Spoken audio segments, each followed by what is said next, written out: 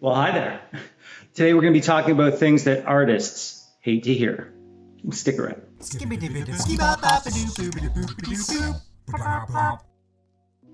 Well, hello and welcome. My name is Doodlemachine. Thank you for joining me for another artsy chat. So, yeah, there are some things that artists definitely do not like to hear. Obviously, no artist wants to hear that somebody doesn't like their work or that, they think that you shouldn't be an artist or something like that. Those are obvious. These are things that people say innocently enough to an artist, and artists just hate hearing these things. So I put this question out to a group of artists that I'm in, and I got some good answers. And, I've definitely heard my fair share of most of these, if not all of these. And if you're an artist, maybe you'll agree that some of these would be on your list of things that you hate to hear. So without further ado, let's dive in. All right, first up, we have who's your audience?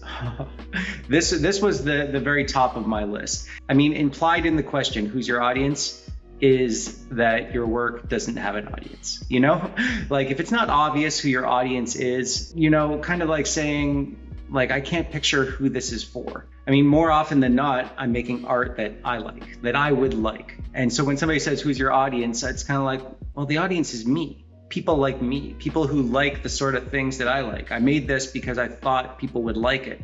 Everything that I like, that I've seen, everything that I like that I do is the reason I made this thing. So if you don't see an audience in this, it's sort of like saying the artist doesn't have any idea of how to make things that people will like. Obviously, there's a lot of inference to get to that depth, but that's kind of what it feels like to get that question as an artist. Okay, next up we have, is it done?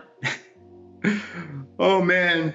So imagine you are a chef and you make a meal, you serve the meal, and somebody takes a bite and says, are you done making this? Like it implies it's not done. It shouldn't be done. You should keep working on it because it doesn't feel done. It doesn't feel good yet. And in order for it to feel good to me, you need to work on this more. My kids could paint that. This is kind of funny. I like to actually, when I go to an art gallery, I like to say this really loud, usually to sort of embarrass the people that I'm with. I was in a Picasso exhibit. There was a big Picasso exhibit at the Art Gallery of Ontario here in Canada. Almost my entire art class all went together. This was back when I was in college. And I kept walking around, hanging out with people and then saying loudly, my kids could paint that.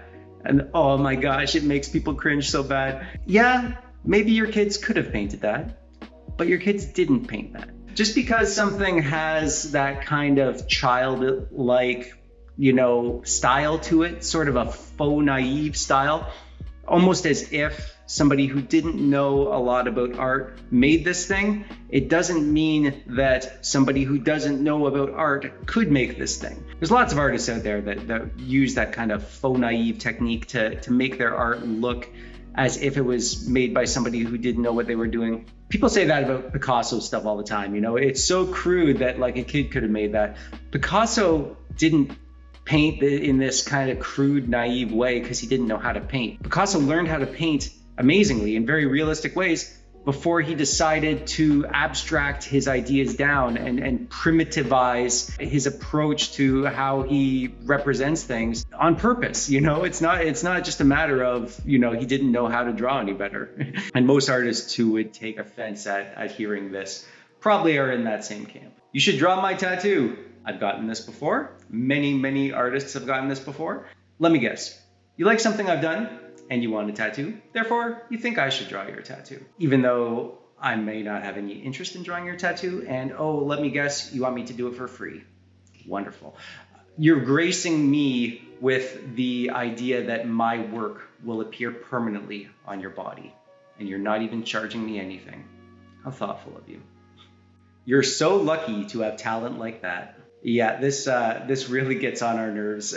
There's this impression, I think, in the general public that, because there are some savants out there, some people that just have like a second nature for, visual stuff or anything like music, people who just have a natural talent to have perfect pitch or something like that. These things do exist. But it doesn't mean that everybody who's good at singing or everybody who has perfect pitch just naturally had that talent.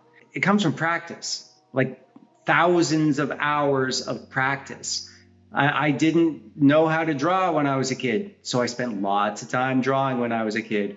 And then when I became a teenager, I spent lots of time drawing. And then when I became an adult, I went to art school to learn how to draw. And now I know how to draw pretty good.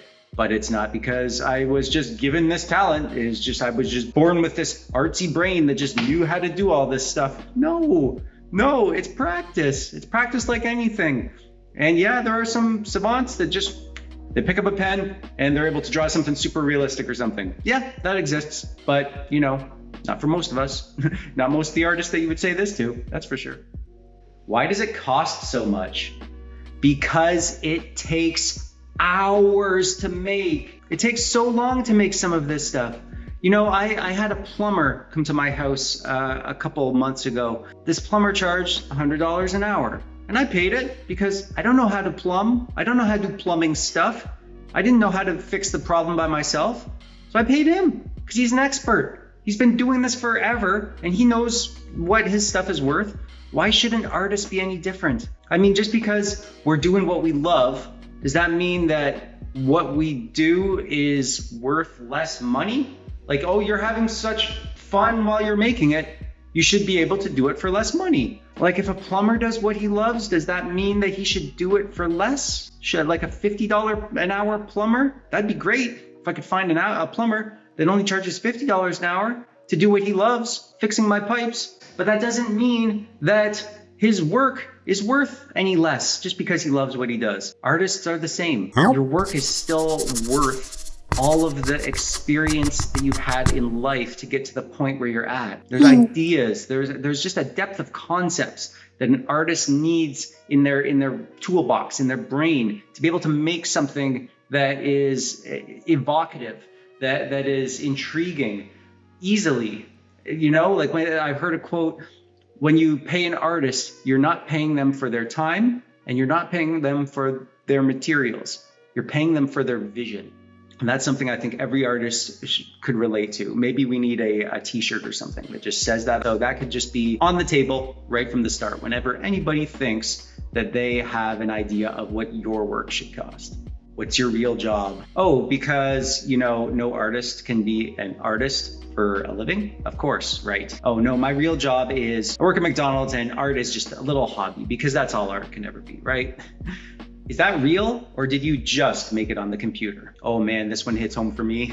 I've heard this many times. I'm primarily a digital artist. I've done lots of work in traditional mediums and drawings and paintings and stuff like that. To be honest, my paintings, my gallery work is more of a hobby. It's not my bread and butter. My bread and butter is making illustration projects, and clients unanimously want digital work. This concept amongst people who don't understand that a piece requires just as much talent to make on the computer as it does in real life. I mean, it seems to me that they feel like there's some button or something on the computer where it's just like art button and you push that and it makes art. I mean, maybe there will be someday with the AI art program stuff that's going on that's going to put all of us artists out of business. But for now, the computer is just a tool. It's not an art generating machine. You still need the hand of an artist to actually make that stuff. It'll be great exposure. Ooh, wow. Thanks for all the exposure you're going to give me. You can't pay me with dollars, but you can pay me with exposure. So many people will see my art, and will they see my name and a link to my website? Tiny in the corner? Maybe? No.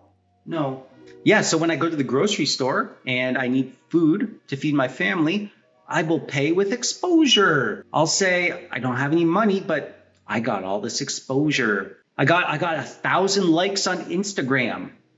Will you take that for these vegetables? What's it supposed to be? It's supposed to be what it looks like. That's the way I wanted it to look. That's why I made it like that. Also, maybe it's not supposed to be anything.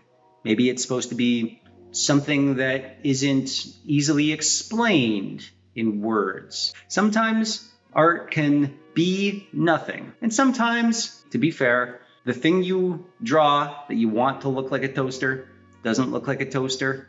And maybe that's on you, but still, artists, we just hate hearing that the thing we made is unknowable. I mean, I think the goal with art is you want to make things that resonate with people, and just hearing somebody not understanding what this thing actually is, yeah, that can be disheartening. I feel like I've seen that before. Oh, that's nice. So you think maybe I saw the thing you saw and copied it? Or maybe this thing you saw before is better than the thing that I made? I mean, these aren't implied in what you said, but this is what goes through an artist's brain when we hear that. You've seen something similar before, doesn't make us feel good in any way. Sorry. I can't even draw stick figures. I've heard this so many times. Oh, you're an artist? I can't even draw stick figures. Okay, first of all, yes, you can. A stick figure is a circle with a line and two little lines at the bottom and two little lines. Anyone can draw a stick figure. Babies can draw stick figures. Yes, you can. If you can't draw a stick figure, then how do you write your name? It's so simple. It's an exaggeration, I'm sure. But even still, picture this. You take your car to a mechanic. It's making a funny noise. And he lifts up the hood and he's in the engine. He's taking apart the whatever carburetor, transmission. I don't know cars, so maybe I would actually say this. He's in there tinkering around and trying to figure out what the problem is. And you say, I can't even change a tire. What information does that give him? Well, why would he find that interesting? Why even say it? It just confuses people. It confuses to tell a professional that you don't know how to do the most basic thing. Is that supposed to make them feel good? Unless, of course, you're asking an artist for advice on how to draw stick figures. You know, if you said, oh, you're an artist, I can't even draw stick figures. And I say, oh, would you like me to show you how? And they say, yes, that's why I told you. Okay. That's one time that saying that would be okay. No other times. What's it supposed to mean? Oh, that one's sort of like what's it supposed to be, except it's even more insidious. What's it supposed to mean? I don't know. I made it, but I don't know what it's supposed to mean. I'm a freaking weirdo and I just made what's in my brain. Why does it have to mean anything? If it doesn't mean anything to you, fine. Maybe it's supposed to mean something, but maybe it's not. And that's okay. It's okay for something not to have a meaning. I know there's this kind of mystique around artists that, everything we make has some sort of deep meaning, that there's some hidden message that you just haven't got yet. Some art is like that. Not all art is like that. And that question just implies that your art does not have a meaning unless you can answer that question. And sometimes there is no meaning that you can articulate in words. Again, that's why we make art sometimes, to show things that are beyond our ability to explain, or just, visual ideas. It's like Rothko, he famously said, I'm only interested in painting basic human emotions. I'm interested only in expressing basic human emotions. Tragedy, ecstasy, doom, and so on. So what's it supposed to mean? I'm just as lost as you are. I'm the one who made it, but I have no idea. What does it mean to you? That's interesting. So picture, you're a chef and you make a meal, serve it to somebody. They sit down, take a bite. You're expecting them to say, or and they say, that's interesting. It just leaves me clueless. I mean, do you like it or don't you? Maybe you don't like it or dislike it, and you actually do think it's interesting. It's just frustrating to hear. It's just that it gives us nothing. It gives us no information on if we were successful or if we weren't. We're craving to know your experience, and finding something interesting in no way gives us any information about what you actually think of the thing. I'm sorry. I know you may actually find it interesting, but I need more than that. Do you have a price list? Oh, I've gotten this one before, a couple times actually. And yeah, it's just infuriating. I mean, if you take your car to a mechanic's, they will have a price list. How much is it to rotate my tires? How much is it to give my engine a tune-up? How much is it to change my oil? These are things that are the same, no matter the car, it's just, they've figured out this is how long it takes. Art is in no way the kind of thing that you can just come up with a list of how much stuff costs. You want me to draw you a character? Okay, it's this much. Okay, you want the body too? Okay, this much too. Okay, you want a background? Here it is. This is how much it costs for the various things. No, because like even just drawing a head, I could draw a head that takes me 5 minutes. I could draw another head that takes me 5 hours. You know, like there's so much involved in making art, so many different styles and complexities and ways of working, and there's no way to quantify how much different things cost, at least for me and for most artists I know. I'm sure there are artists that, you know, they have a price list where it's like, no, you know, a portrait, this much money. But I think the more variation in the style and complexity that you can work in as an artist, the more flexibility you're going to have in the types of projects you can get. But that also means each project is very unique compared to other projects that you worked on. You know, if each has their own needs and style, and you kind of make it up as you go along and do different stuff for different projects, there's no way to say, you know, an illustration costs this much. You know, it's just not so cut and dry, and each project just has completely different requirements to it. So it's equally frustrating for the artist to be asked for a list of how much stuff costs without knowing anything about your specific needs. As frustrating as that is for everybody. Who are you and why are you in my house? Oh, I got this one the other day. Yeah. I'm sure if you're an artist, you've gotten this one before. I was in this guy's house. I was making art, as I tend to do. I wanted to draw his dogs and his house.